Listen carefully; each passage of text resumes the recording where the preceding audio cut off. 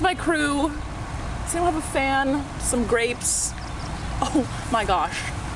It's so hot. Okay.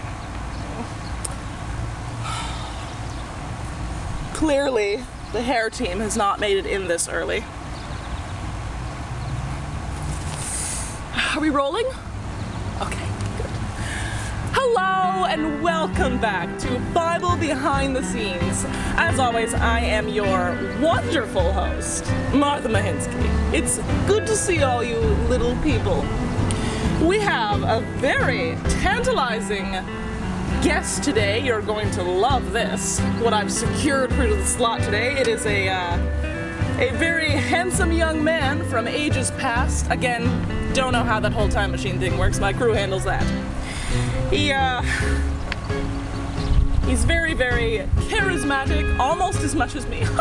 You're going to love him. Ladies and gentlemen, I give you the artist formerly known as Abram. Hello, everybody.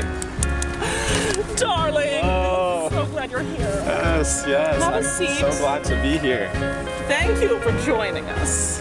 Oh, we're just tickled pink that you're able to be on the show, blessing us with your presence. Now say hello to all the fans. Hello. So, Abram, pardon me, it's Abraham now.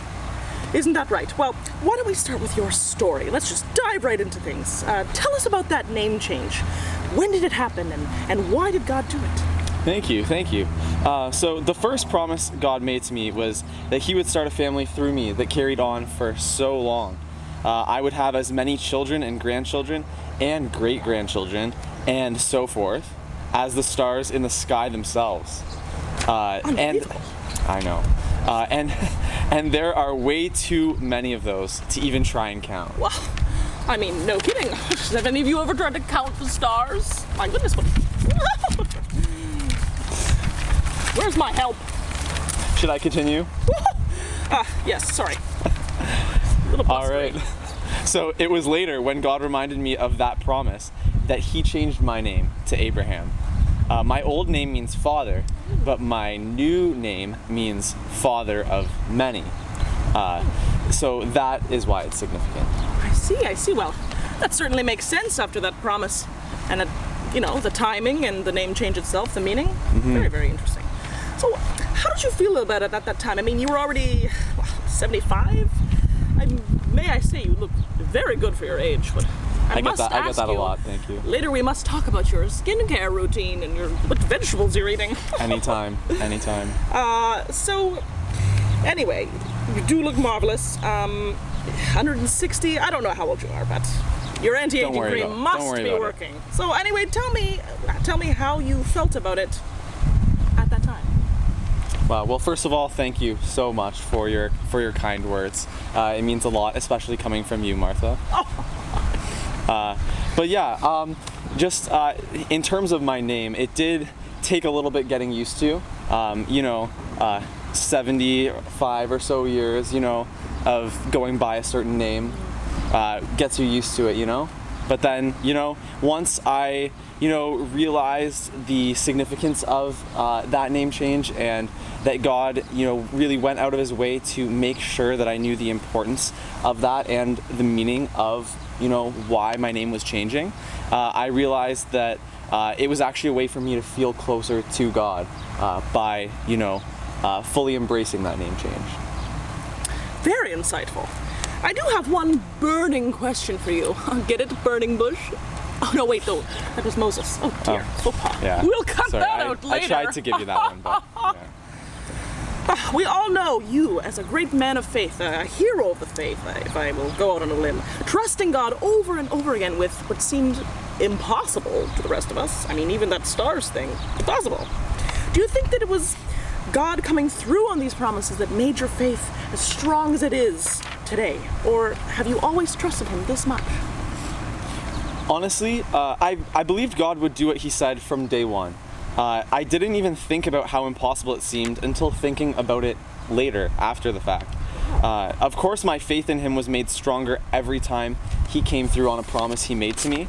But in the beginning, I just realized I had to take a chance and that I had to trust him the first time. Huh.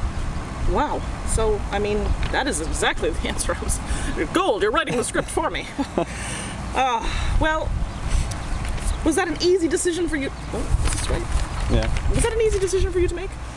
Well, all my life I had been taught about other gods, but when this God called me to follow him, I knew he was different than anyone or anything else that I had ever believed in or counted on before.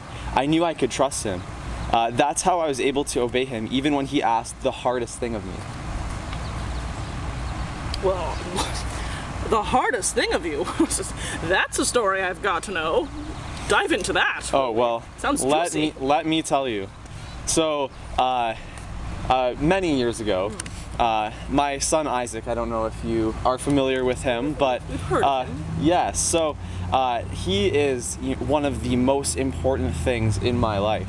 But God came to me one day and revealed to me that I was to sacrifice my own son.